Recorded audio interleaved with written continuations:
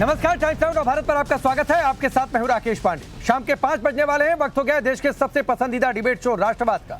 राष्ट्रवाद यानी देश से बढ़कर कुछ नहीं। क्या महाराष्ट्र के चुनावी रण में वोट जिहाद वाला खेल खेला जा रहा, जैसा बीजेपी के नेता आरोप लगा रहे? क्या मुसलमान वोट को अपने पाले में लाने के लिए विदेशी फंडिंग की साजिश हो रही है? यह आरोप बीजेपी नेता किरीट सोमैया के है। देवेंद्र फडणवीस के वोट जिहाद वाली बात के बाद आज किरीट सोमैया ने प्रेस कॉन्फ्रेंस की बड़ा आरोप लगाया और कहा कि मालेगांव में 4 दिन पहले बेनामी हवाला के जरिए 250 करोड़ रुपए का ट्रांजैक्शन हुआ है। किरीट सोमैया का आरोप है कि अक्टूबर महीने में ही अलग अलग बैंक खातों का इस्तेमाल कर 125 करोड़ का लेन देन हुआ। किरीट सोमैया आरोप लगा रहे हैं कि विदेशी फंडिंग से इस पैसे का इस्तेमाल वोट जिहाद के लिए हो रहा। इस बीच वोट जिहाद और धर्म युद्ध पर फडणवीस और ओवैसी में जुबानी युद्ध भी तेज हो गया है। अब सवाल है कि बीजेपी नेताओं के आरोपों में सच्चाई कितनी है। आज इसी मुद्दे पर डिबेट, लेकिन पहले इस रिपोर्ट को देखिए।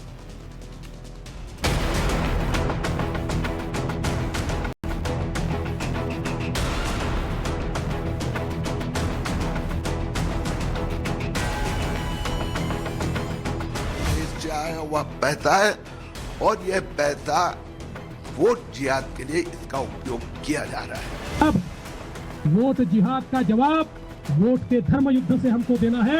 मेरा नाम लेकर जिहाद का नाम लिया जा रहा है, धर्म युद्ध का नाम लिया जा रहा है, जो इलेक्शन कानून के खिलाफ नहीं है।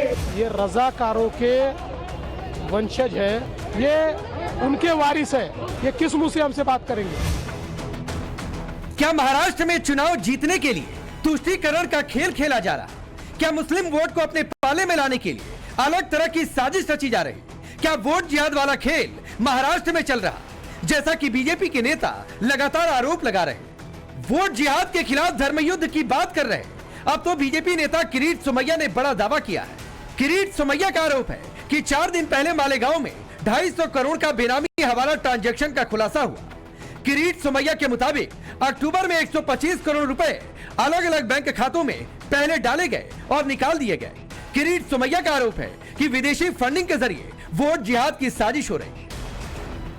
अक्टूबर 2024 में मालेगांव में 17 हिंदू किसान के नाम से सिराज और मोइन खान बोगस अकाउंट खोलते हैं। उन बैंक अकाउंट में हिंदुस्तान के 7 राज्यों से उत्तर प्रदेश, पश्चिम बंगाल, हरियाणा, महाराष्ट्र, उड़ीसा, गुजरात, यहाँ पर लगभग 125 करोड़ रुपए 4 दिन में जमा होते हैं। उसके बाद में यह 125 करोड़ रुपए इस बैंक अकाउंट से अलग अलग 357 एंट्रीज के द्वारा सब विड्रॉ किए जाते हैं।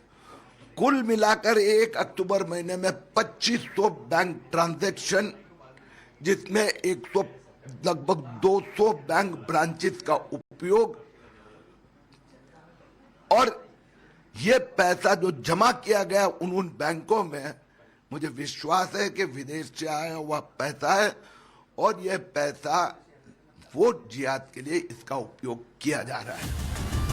किरीट सोमैया के मुताबिक जिन आरोपियों ने ये पैसे ट्रांसफर किए वो फरार हैं। मामले की जांच चल रही है। जो आरोप किरीट सोमैया लगा रहे, ऐसा ही आरोप महाराष्ट्र के डिप्टी सीएम भी लगा रहे। फडणवीस का आरोप है कि लोकसभा चुनाव में वोट जिहाद का खेल खेला गया, लेकिन अब धर्म युद्ध के जरिए वोट जिहाद का जवाब दिया जाएगा। हम लोगों ने पिछले चुनाव में वोट जिहाद देखा। एक प्रकार से उनके सारे धर्मस्थलों के ऊपर बैनर लगे, पोस्टर लगे, कस्में दिलाई गई और लोगों को वोटिंग के लिए बाध्य किया गया और कहा बस एक ही चीज करनी है, मोदी जी को हराना है। यह कहकर एक वोट जिहाद किया गया। हम लोग थोड़े सोए हुए थे, इसलिए कई जगहों पर हम लोगों को मात खानी पड़ी, लेकिन अब वोट जिहाद का जवाब वोट के धर्म युद्ध से हमको देना है। फडणवीस के बयान पर ओवैसी ने पलटवार किया। ओवैसी ने सवाल पूछा कि जहां बीजेपी हारी वहां वोट जिहाद हो गया। ओवैसी ने इस मामले में चुनाव आयोग से जांच करने की बात कही है। फडणवीस बोलते जिहाद, फडणवीस तुमको जिहाद, फडणवीस क्या बोले? वोट जिहाद। अभी लैंड जिहाद हो गया, लव जिहाद हो गया, एग्जाम जिहाद हो गया। अब फडणवीस आरएसएस बीजेपी बोल रही और जिहाद, यानी धूलिया में मालेगांव सेंट्रल की सीट से बीजेपी के उम्मीदवार को वोट नहीं मिला तो फडणवीस बोल रहे और जिहाद, हमको सेंट्रल मालेगांव से वोट नहीं मिले, जहां तुम्हारे को वोट नहीं मिला वहां जिहाद हो गया, जहां तुम्हारे को हार गए वहां जिहाद हो गया। तुम गुजरात में भी एक सीट हार गए, कैसा हारे बोलो? तुम हैदराबाद में मेरे खिलाफ हार गए, कैसा हारे बोलो?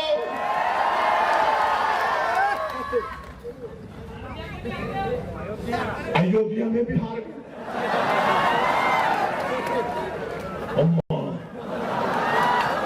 अब नहीं बोलता, इससे आगे मैं बोलो फडणवीस कैसा हारे? देवेंद्र फडणवीस बोले सुनो ओवैसी, ए देवेंद्र फडणवीस, याद रखो तुम मेरी जबान का मुकाबला नहीं कर सकते ना। अगर तुम मोदी अमित शाह भी बैठ गए तो मेरी जबान का मुकाबला नहीं कर सकते। लोग क्या बोले, लोग क्या बोले?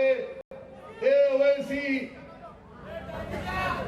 वो क्या बोले? ये और जिहाद, धर्म युद्ध। हम इलेक्शन कमीशन ऑफ इंडिया से पूछना चाहते हैं, क्या ये जबान इलेक्शन के कानून के ताबे है या उसके खिलाफ है? इलेक्शन कमीशन ऑफ इंडिया जवाब दो।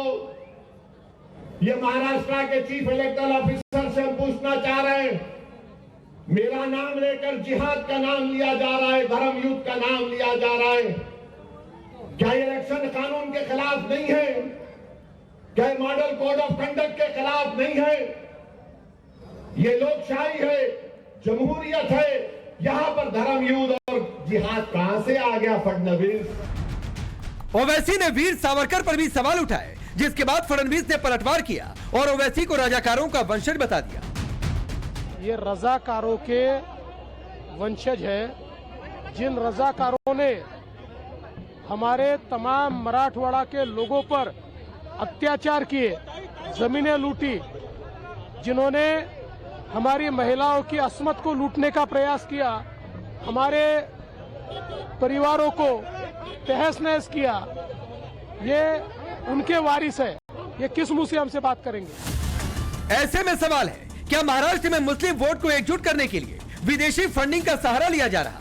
सवाल यह भी कि क्या सचमुच वोट जिहाद वाला खेल चल रहा जो बीजेपी का आरोप है?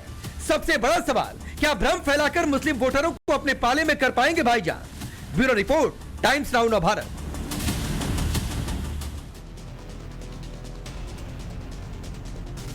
तो चलिए आपने ये रिपोर्ट देखिए। आपका परिचय मैं आज के मेहमानों से करवाता हूं। डॉक्टर गुरु प्रकाश पासवान है, भारतीय जनता पार्टी के नेता और प्रवक्ता। अवधेश जी वरिष्ठ पत्रकार हैं। जगदीश शर्मा जी कांग्रेस पार्टी के नेता। फराज किदवई समाजवादी पार्टी के नेता और प्रवक्ता। विक्रम यादव हैं शिवसेना उद्धव ठाकरे गुट के नेता। आप सभी का बहुत बहुत स्वागत है। मैं शुरुआत आज गुरु प्रकाश जी आपसे करता हूं। विपक्ष सवाल पूछ रहा है, वैसी सवाल पूछ रहे हैं कि जहां आप लोग हारे वहां पर आप लोग एक टर्म लेकर आ गए वोट जिहाद, क्या ये ठीक है? और जहां जीते फिर वहां क्या? ये सवाल पूछा जा रहा है। नहीं, देखिए ऐसा है कि हमें ओवैसी जी से किसी प्रकार के सर्टिफिकेट लेने की जरूरत है क्या? ओवैसी जी कौन होते हैं सर्टिफिकेट देने वाले? आज बड़ी संख्या में मुसलमान समाज के लोग हमें वोट देते हैं, अपना आशीर्वाद हमें देते हैं। अकेले अकबरुद्दीन ओवैसी और असदुद्दीन ओवैसी ये मुसलमानों की रहनुमाई करने का इनको हक किसने दिया? हम पूछना चाहते हैं आपसे। ये एक पार्टी जो हैदराबाद की राजनीति करती है, ये पूरे देश की राजनीति पर टिप्पणी करना चाहती है, आपको पूरा अधिकार है। लेकिन भारतीय जनता पार्टी, मैं दोबारा बोलना चाहता हूं, भारतीय जनता पार्टी का नारा है सबका साथ, सबका विकास, सबका विश्वास और सबका प्रयास। हमें किसी से भी प्रमाण पत्र लेने की जरूरत नहीं है। लेकिन एक और बात देखिए, यह सवाल नहीं खड़ा होता है क्या? चुनाव के ठीक पहले मौलवियों के द्वारा यह आदेश दिया जाता है कि एनसीपी शरद पवार के उम्मीदवारों को सपोर्ट देना है। यह क्या है? ये कॉन्स्टिट्यूशनल है क्या? हम आपसे पूछना चाहते हैं। ये संविधान संगत के हम आपसे पूछना चाहते हैं। लगातार कांग्रेस पार्टी के युवराज अपने बहन के प्रचार में वायनाड जाते हैं। वायनाड में उनका गठबंधन किसके साथ है? मुस्लिम लीग के साथ है। मुस्लिम लीग बहुत सेकुलर पार्टी है क्या? मुस्लिम लीग छोड़िए आप, एसडीपीआई जिसके घोषित एसडीपीआई के घोषित आतंकवादी लिंक है कांग्रेस कांग्रेस पार्टी उनके साथ भी गठबंधन करने को तैयार है। कांग्रेस पार्टी आईयूएमएल के साथ जाए तो ठीक है, कांग्रेस पार्टी एसडीपीआई के साथ जाए तो ठीक है। हद तो तब हो गई, कांग्रेस पार्टी का इतिहास समझने की जरूरत है। 1985 में मुसलमान समाज की तलाकशुदा महिलाओं को मेंटेनेंस देने का हक सुप्रीम कोर्ट ने दिया। कांग्रेस पार्टी मौलवियों के दबाव में सुप्रीम कोर्ट के उस प्रगतिशील निर्णय को भी पलट दिया। अभी आइए, अभी यहां बात हुई कि एएमयू को और जामिया को माइनॉरिटी स्टेटस उसका बरकरार रहेगा और वहां एससी एसटी ओबीसी को आरक्षण नहीं मिलेगा। किसने स्वागत किया इसका? कांग्रेस पार्टी के आधिकारिक हैंडल ने, कांग्रेस पार्टी के राष्ट्रीय प्रवक्ताओं ने इस बात को सपोर्ट किया है। यहां कांग्रेस पार्टी की हिपोक्रेसी, कांग्रेस पार्टी के दोहरे मापदंड समझ में आते हैं। एक तरफ तो कांग्रेस की उवराज पूरे नहीं गुरु प्रकाश, इससे पहले कि मैं कांग्रेस के पास जाऊं, एक छोटी सी बात और है जिस पर कई लोग कह रहे हैं कि आप कह रहे हैं कि कुछ बोर्ड ने, उलेमा बोर्ड ने चिट्ठी लिख दी, कुछ मौलानाओं ने अपनी बात कह दी, शर्तें रख दी, सब आपकी बात ठीक है, उस पर हम चर्चा भी कर रहे हैं। लेकिन जिहाद शब्द का इस्तेमाल क्या जरूरी था इस बात को साबित करने के लिए, या फिर यह कोई मैसेजिंग है? नहीं देखिए, ऐसा है राकेश जी, किसी प्रकार की कोई मैसेजिंग नहीं है। हमारे ऊपर यह आरोप कई बार लगा है, पहली बार लगा ऐसा नहीं है। हमें लोग कहते हैं कि लव जिहाद का उपयोग हमने किया था, लव जिहाद का इजाद हमने किया था। ये जानते नहीं हैं कि कांग्रेस पार्टी के साथियों ने, कम्युनिस्ट पार्टी ने केरला में सबसे पहले लव जिहाद का उपयोग किया था। केरला हाईकोर्ट ने लव जिहाद का उपयोग किया था। तो जिहाद शब्द का उपयोग खुद इनके साथी करते हैं, खुद इनके लोग करते हैं, आरोप हमारे ऊपर लगते हैं। मैं पुनः बोलना चाहता हूं राकेश जी, इन लोगों को लगातार तोड़ने की राजनीति करने दीजिए। कभी धर्म के नाम पे बांटेंगे, कभी जाति के नाम पे बांटेंगे, लेकिन आज भी प्रधानमंत्री मोदी जी और भारतीय जनता पार्टी की ठीक है गुरु प्रकाश, अब मैं जगदीश शर्मा आपके पास आता हूं। वो चाहे किसी भी धर्म, उलेमा बोर्ड कह दे 10% मुस्लिम आरक्षण, आप लोग सहमति जता दें, फिर ये क्या है? क्या ये संवैधानिक है? और फिर अगर बीजेपी कहे कि आप लोग ये खेल खेल रहे हैं वोट बैंक वाला, तो फिर इसमें गलती क्या है? अगर लगातार इस तरीके की शर्तें रख दी जाए जो शर्तें संविधान के दायरे से बाहर आती हैं और आप लोग उस पर सहमति भी जता दें। राकेश पांडे जी, मुझे तो ये समझ में नहीं आ रहा, देश में चुनाव चल रहा है कि धर्म युद्ध चल रहा है। भाई भारतीय जनता पार्टी के छोटे से बड़ा नेता कह रहा है धर्म युद्ध। अयोध्या में तो आप हार गए, धर्म युद्ध फिर कैसा धर्म युद्ध? भाई नेता बने हो, राजनीति में मठ थोड़ी है, मठ थोड़ी खोल के बैठे हो आप लोग। राजनीति में आयो देश और समाज की सेवा करने के लिए, किस किस तरह के युद्ध ला रहे हो? मैं समझता हूं कहने के भारतीय जनता पार्टी बुखला रही है, उल्टे सीधे आरोप पर लगा रही है, पैसे से यूज ये करते हैं चुनाव में, लोगों को ये लूटती हैं और आरोप दूसरों पर लगा रहे हैं। भारत को हिंदू धर्म की राजनीति भारतीय जनता पार्टी करती है, आरोप हम पर लगा रही है। कहने के मैं समझता हूं जनता के मुद्दे पर पिछले 10-12 साल से कोई चुनाव नहीं लड़ रहा है, बस हिंदू मुसलमान धर्म युद्ध और यही चल रहा है देश में। इकट्ठे हो जाओ, कटेंगे तो बटेंगे, चल क्या रहा है? कौन सी फिल्म चल रही है? 10% मुस्लिम आरक्षण संविधान के उलट जाकर ये जनता का मुद्दा है। एक भी भाई मैं जो कह रहा हूं ना, देखिए मुसलमान कुछ मांग रहे हैं, वो मांग रहे हैं ना, संविधान के हिसाब से सब कुछ मिलेगा। नहीं, आप सहमति जता रहे हैं भाई, जगदीश जी आप सहमति जता रहे हैं। योगी को सफेद कपड़ा पहनना चाहिए कि गेरुआ कपड़ा पहनना चाहिए, ये आपके पार्टी के अध्यक्ष बता रहे हैं। ये चुनाव का मुद्दा है क्या? ये चुनाव का मुद्दा है? एक महात्मा का राजनीति से क्या लेने देना? एक महात्मा का राजनीति से क्या लेना देना? आपको दिक्कत क्यों हो रही है? अगर कोई महात्मा, अगर कोई संत उठकर राजनीति में आ गया तो कांग्रेस पार्टी को दिक्कत क्या है? कांग्रेस पार्टी को दिक्कत क्या है? कपड़े पहनकर, एक महात्मा के कपड़े पहनकर आप समाज को बदनाम कर रहे हो, हिंदू धर्म को बदनाम। अरे ये कांग्रेस पार्टी थोड़ी नहीं तय करेगी जगदीश जी, ये कांग्रेस पार्टी थोड़ी नहीं तय करेगी। और आप कह रहे हैं ना चुनाव का मुद्दा क्या है? जरा एक बार, नहीं जगदीश जी आपने ठीक कहा, मैं भी चाहता हूं कि चुनाव मुद्दे पर ही हो भाई, मैं भी चाहता हूं कि चुनाव मुद्दे पर ही है। नहीं जगदीश जी 30 सेकंड दीजिए, आपने मुद्दे की बात छेड़ी है ना, तो एक बड़ी खबर, और ये बड़ी खबर जरा स्क्रीन पर डालिए। और बड़ी खबर यह है कि योगी पर मल्लिकार्जुन खड़गे जो कांग्रेस के अध्यक्ष हैं उनका विवादित बयान है, और बयान यह है कि वो जैसी भाषा बोलते हैं ये तो आतंकी है, ये तो आतंक वाली भाषा बोल रहे हैं। इससे पहले इन्होंने कहा था कि भाई ये गेरुआ कपड़ा छोड़ दीजिए, सफेद कपड़ा पहन लीजिए। तो ये चुनाव का मुद्दा है क्या? जरा सुनवा भी दीजिए, फिर मैं जगदीश जी के पास जाता हूं। वो हमारे साधु महाराज है, क्या नाम उनका, योगी आदित्यनाथ, वो तो ऊपर से साधुओं का वेश खेलते हैं। अरे मुख में राम और बगल में छुरी कितने दिन चलाएंगे? क्योंकि जो साधु संत होता है वो सबके लिए होता है, बाटो काटो में क्यों जा रहे हैं? बटेंगे तो कटेंगे। ये साधु का काम है, नाथ पंथ का काम है। अरे ये काम कोई टेररिस्ट बोल सकता है, आप नहीं बोल सकते। अरे ये काम कोई टेररिस्ट बोल सकता है, आप नहीं बोल सकते। अब चलिए बताइए जगदीश जी, प्रधानमंत्री मोदी को तैमूर लंग जैसा बता देना, योगी आदित्यनाथ को आतंकी जैसा बता देना, गेरुआ नहीं सफेद, ये कौन सा चुनाव का मुद्दा है भाई? राकेश पांडे जी, कटने कटाने की बात तो आतंकवादी करते हैं, इस बात को तो आपको भी पता होगा। ना ये जगदीश जी ना, आपको फिर आतंकी कौन है, नागरिक कौन है, राजनेता कौन है, सर जाकर परिभाषा पढ़िए। फिर भाषाई मर्यादा की नहीं, मैं बोलने दे रहा हूं। फिर भाषाई मर्यादा की दुहाई मत दिया करिए, बताइए भाषाई मर्यादा की दुहाई मत दिया करिए फिर कि चुनाव ऐसे लड़ा जाता है, चुनाव वैसे लड़ा जाता है। आप सुनते नहीं है, आप सुनते नहीं। भाजपा का तो पूरा भाषण सुनते हैं, हमारी बात नहीं सुनते हैं। नहीं, आपकी भी बात सुन रहा हूं। आपने मुझे मौका दिया बोलने की, सुनिए। बोलिए। साधु संत किसी भी धर्म का हो और कोई भी आदमी हो प्रणाम करता है, मानते हो इस बात को? नहीं मानते हो?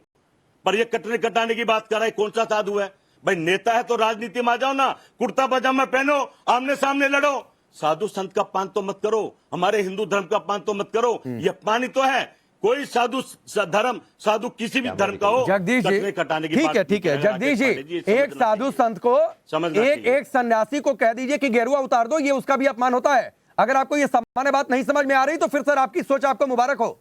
तो फिर चुनावी मुद्दों और भाषाई मर्यादा की दुहाई मत दिया करिए।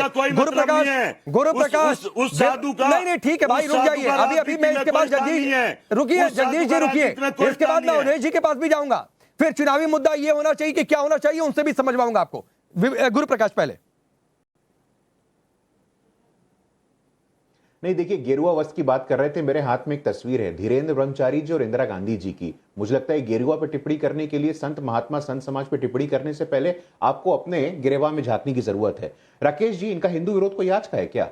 इनका सनातन विरोध कोई आज का है क्या? 2007 में जिस कांग्रेस पार्टी के वरिष्ठ नेता सुप्रीम कोर्ट में चले जाते हैं और कहते हैं कि भगवान राम काल्पनिक हैं, भगवान राम फिक्टिशियस हैं, भगवान Ram is a figment of imagination, वो कांग्रेस पार्टी आज अगर गेरुआ पे सवाल खड़ा कर रही है तो किस बात का आश्चर्य है? ये गेरुआ हमारे संत समाज का है और ये देश संतों का है, ये देश साधुओं का है, ये देश कबीर का है, ये देश रविदास का है, ये देश शंकराचार्य का है और ये देश गेरुआ का है। और आज आपको दिक्कत हो गई है। मुझे ताज्जुब होता है कि कांग्रेस पार्टी के मैं बीच में नहीं बोल रहा था, अब सुनिए जरा। कांग्रेस पार्टी के राष्ट्रीय अध्यक्ष, कांग्रेस पार्टी के राष्ट्रीय अध्यक्ष को देश के संत समाज से माफी मांगने की जरूरत है। आपको देश के संत समाज से माफी मांगने की जरूरत है। हमारे झंडे पे, हमारे ध्वज पे जो गेरुआ रंग है, क्या आपको उससे भी आपत्ति हम पूछना चाहते हैं? आज हरे रंग को लेकर के वायनाड में, मेरे पास तस्वीरें मैं दिखाना चाहता हूं राकेश जी, वायनाड में आज दोनों भाई बहन कैंपेन कर रहे थे और देखिए वहां किस प्रकार के झंडे ले आ रहे थे।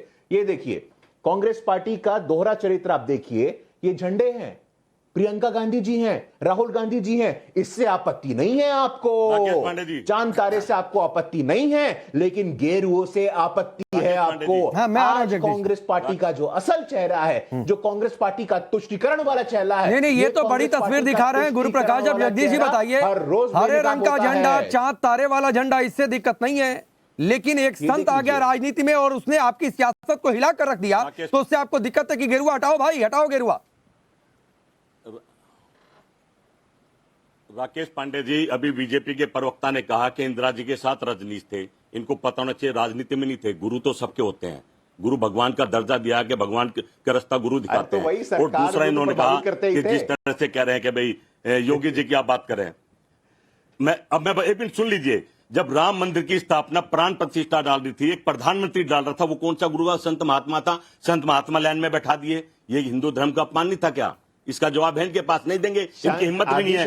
एक आदमी जाता है भगवान में प्राण डाल देता है, साधारण सा आदमी, झूठ मत फैलाइए, जो राजनीतिक है, झूठ मत फैलाइए, संपूर्ण संत महात्मा था, वो कौन सा महात्मा था? हमने देखा टेलीविजन पे, हमने सारे लाइन में बैठा दिए, सारे लाइन में अपमान कर दिया उनका राम से दूर कर दिए। राम काल्पनिक बोलने वाले राम मंदिर पे ज्ञान दे रहे हैं। आया है, प्राण डाल रहा भगवान राम में और बाय बाय करके चला गया।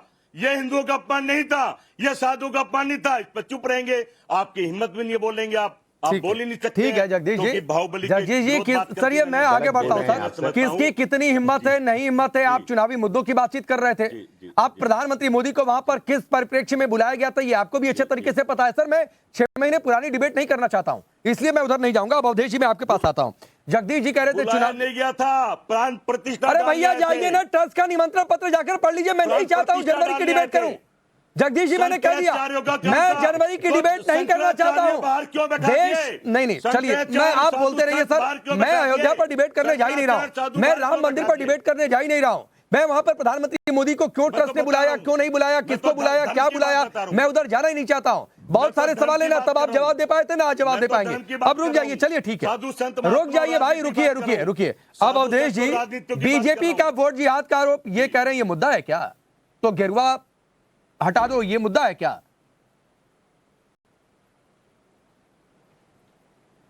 नहीं देखिए ऐसा है कि वोट जिहाद भी मुद्दा है और गेरुआ हटा दो भी मुद्दा है। अब ये जो बता रहे हैं बड़े कांग्रेस के लिए तो यही मुद्दा है। अगर अध्यक्ष कह रहे हैं कि देश में सन्यासी को राजनीति में नहीं होना चाहिए तो इसका मतलब तो कांग्रेस पार्टी का स्टैंड है कि राजनीति का ये मुद्दा है। अब देश और मतदाता तय करे कि राजनीति में साधु सन्यासी को होना चाहिए कि नहीं होना चाहिए। कांग्रेस पार्टी ने जब बहराइच की सांसद सावित्रीबाई फूले ने त्याग पत्र दे दिया भजपेसी, तो टिकट दिया था कि नहीं दिया था? बहराइच से लोकसभा चुनाव तो लड़ रही थी, प्रमोद कृष्णम जी को टिकट दिया था कि नहीं दिया था? और मुल्ला मौलवी इमाम इनकी पार्टियों में ऊपर से नीचे तक हो तो उनमें समस्या नहीं होती। मौलाना अब्दुल कलाम आजाद तो मौलाना थे ना भाई, वो अभी कोई ध्यान नहीं देता है। आपने उनको शिक्षा मंत्री बनाया, वो कांग्रेस के अध्यक्ष पद की दौड़ में थे, सब कुछ थे, तो वो तो बनाया था आपने। तो कांग्रेस के अध्यक्ष ने आज जो कुछ भी बयान दिया है वो पहले भी बयान दे चुके हैं कि नरेंद्र मोदी सत्ता में आ गए तो सनातन मजबूत हो जाएगा, इसलिए सावधान हो जाओ, सतर्क हो जाओ। हालांकि उनके साथ अच्छे पढ़े लिखे लोग हैं, उनको जरा ठीक से ज्ञान देते हुए कहते हैं उनके सिर में बाल ही नहीं है। अब सन्यासी बाल जो है मुंडन करा के रखता है। इतनी जानकारी अगर कांग्रेस के अध्यक्ष को नहीं है देश की संस्कृति के बारे में, ये जानकारी नहीं है कि सनातन में हिंदू धर्म में सफेद वस्त्र भी सन्यासियों का है, वो अलग परंपरा है। जो रामानुज संप्रदाय के लोग हैं, जो वैष्णव हैं, जो बैरागी होते हैं, वो तो पहनते ही है, सफेद पहनते ही है। तो लेकिन ये मुद्दा है कि क्या साधु सन्यासी को राजनीति में होना चाहिए, नहीं होना चाहिए, होना भगवा वस्त्र होना चाहिए राजनीति में कि नहीं होना चाहिए? तो कांग्रेस को भगवा वस्त्र से समस्या क्यों है? अब दूसरी बात पर आते हैं। क्या यह बताने की जरूरत है कि इस देश के कट्टरपंथी मुस्लिम समुदाय ने, फंडामेंटलिस्ट मुसलमानों ने, मैं सभी मुसलमानों की बात नहीं कर रहा हूं बल्कि अब तो ज्यादातर हो गए, उन्होंने वोट को जिहाद में परिणत कर दिया है। जिहाद किसको बोलते हैं? जिहाद उसको बोलते हैं कि आप मजहब के नाम पर किसी को दुश्मन मानकर उसको खत्म करने के लिए काम करते हैं, ये होता है जिहाद। तो अगर वहां मुल्ला इमाम सब बैठ करके, आपने वीडियो चलाया ही होगा कि जो सुनील प्रभु शिवसेना के साथ विधायक हैं उनके साथ तो बैठक हो रही थी, सभी मुल्ला इमाम सब बैठे थे, उसमें वो आ गए थे। हालांकि उनको बुलाया था नहीं बुलाया था, कहा गया था कि हमने पिछले लोकसभा चुनाव में फतवे जारी किए थे, सारे मस्जिदों के इमाम ने फतवे जारी किए और तब महाविकास अघाड़ी जीती है। तो अगर ये बातें हो रही है जगह जगह से, लोग खड़े होके बोल रहे हैं, तो ये जिहाद ही तो है। ठीक, आज जो जयपुर की मीटिंग हुई है, जिस ढंग से हंगामा हुआ है कि बीजेपी के लिए लड़ो, तो यह जिहाद, नहीं अंतिम बात करो, सुनिए, जिहाद अगर एक ओर है तो दूसरी ओर कोई कहता है कि अगर वोट का जिहाद हो रहा है तो वोट के धर्म युद्ध से हराओ, तो जिहाद का उत्तर क्या हो सकता है? आप बताइए ना मुझे। ठीक है, कोई भी बता। ठीक है, नहीं आपने अच्छा कहा, और मैं इस पर नहीं जाऊंगा, युद्ध हो सकता है ना, और मैं इस पर नहीं जाऊंगा।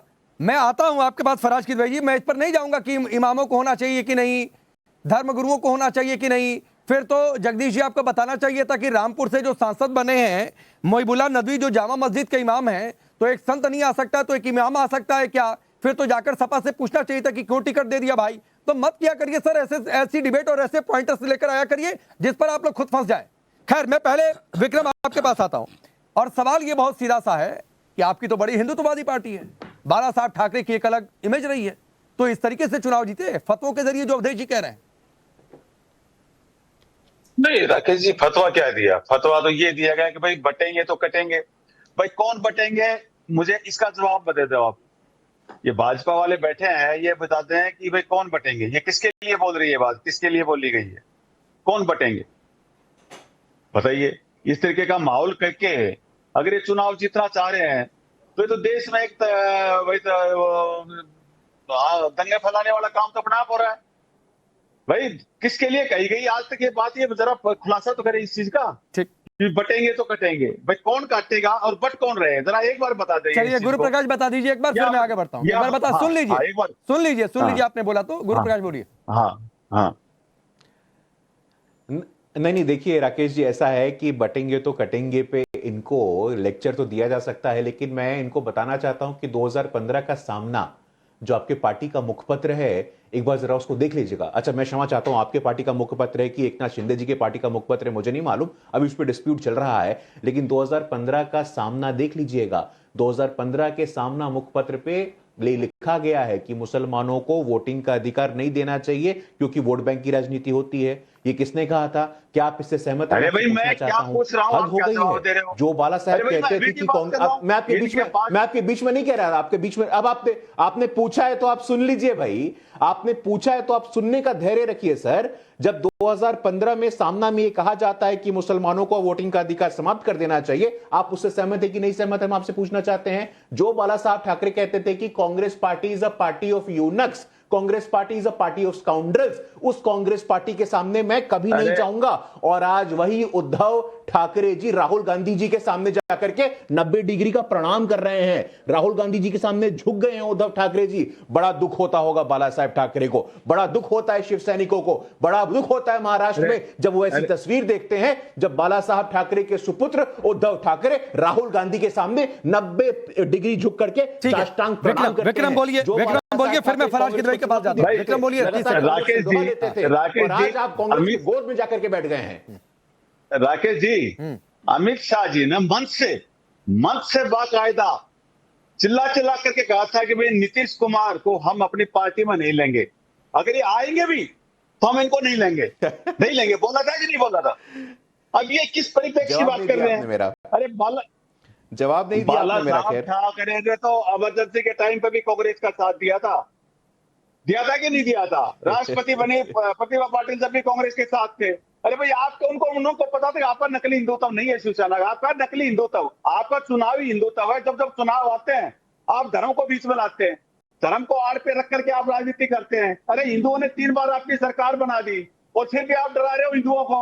लानत है तुम्हारे ऊपर, तुमने राम मंदिर के नाम पे लोगों को बहका रखा है, अधूरे मंदिर का उद्घाटन कर दिया, वो मंदिर भी लीक हो रहा है कि उसमें भी भ्रष्टाचार के आरोप लगे हैं। तो धर्म के नाम पे खाने वाले, धर्म के नाम पे राजनीति करने वाले होंगे तस्वीर देख करके, बस मैं इतना कह रहा हूं आपको। अरे आपने बाला साहब ठाकरे बहुत दुखी होंगे इस तस्वीर को देख करके, बस मैं इतना कह रहा हूं। अच्छा ठीक है, मैं आगे बढ़ रहा हूं। फराज किदवई, जब अबू आजमी ये कहते हैं कि 10% मुस्लिम आरक्षण होना चाहिए, धर्म के आधार पर आरक्षण संविधान में नहीं है, इस बात के प्रावधान नहीं है, पिछड़ी जातियों के लिए ही है, तो फिर इसको क्या कहा जाएगा? देखिए राकेश जी, पहली बात तो यह है कि जो चीज संविधान के हिसाब से पॉसिबल नहीं है उस चीज की ना तो डिमांड करनी चाहिए ना मांग होनी चाहिए। दूसरी बात, मेरी अवधेश जी ने भी एक बात कही। नहीं, आप बोलिएगा फराज जी, तो मतलब अबू आजमी ने गलत कहा, ये सपा का स्टैंड नहीं है कि 10% मुस्लिम आरक्षण, ये क्लियर कर दीजिए। देखिए, पहले भारतीय जनता पार्टी से ये क्लियर करवा लीजिए कि जो चंद्रबाबू नायडू बोल रहे हैं आंध्र प्रदेश में कि मुसलमानों को आरक्षण मिलना चाहिए, मैं आपसे पूछ रहा हूँ ना। नहीं, तो आपकी ये शर्त है कि पहले भाजपा चंद्रबाबू नायडू पर स्टैंड क्लियर करे, तब सपा हम स्टैंड क्लियर करेगी। ये शर्त है क्या आपकी? हाँ, मेरी ये शर्त है। अच्छा, ये आपकी शर्त है, ये आपकी शर्त है मतलब ना? हाँ, मेरी शर्त है। अच्छा ठीक है, नहीं, बहुत अच्छी बात है, बिल्कुल आगे बढ़िए सर, बिल्कुल आगे बढ़िए। अब मेरी अवधेश जी ने अभी कुछ बातें कही। देखिए, अवधेश जी एक सीनियर पत्रकार हैं शायद, और बहुत क्या नाम है, राजनीतिक विश्लेषक हैं। इन्होंने अभी 2 बात कही। एक बात से मैं आहत हुआ इनकी बात से, और दूसरी बात से जरा मैं जानना चाह रहा हूं कि ये कहां से लाए। पहली बात, इन्होंने कहा कि ज्यादातर मुस्लिम समाज इस टाइम कट्टरपंथी है, जिससे मैं आहत हुआ। दूसरी बात यह है कि इन्होंने जिहाद की एक परिभाषा बताई। तो अवधेश जी, आपसे हाथ जोड़ के विनती है कि ये किस किताब से आप परिभाषा लाए हैं, जरा से हमको बता दिए तो हम भी अपना ज्ञान वर्धन कर लें, फिर आगे मैं बढ़ता हूं। ये कहां से, मतलब किस, ये डेफिनेशन आप कहां से लाए? बोलिए कोई अवधेश जी। किताब होगी, उसका कोई कॉन्टेक्स्ट होगा, या कोई सुनी सुनाई आपने सुना और आकर के बता दिया? इतना बता दिए तो मैं आगे चलता हूं। बताइए किस किताब में लिखा हुआ है जो आपने डेफिनेशन? नहीं, ऐसा है, फरहाज की, पहले सुनिए फरहाज की दवाई साहब, इनसे जब कुछ पूछा जाएगा तो दूसरे के सवाल दे देंगे तब ये उत्तर देंगे।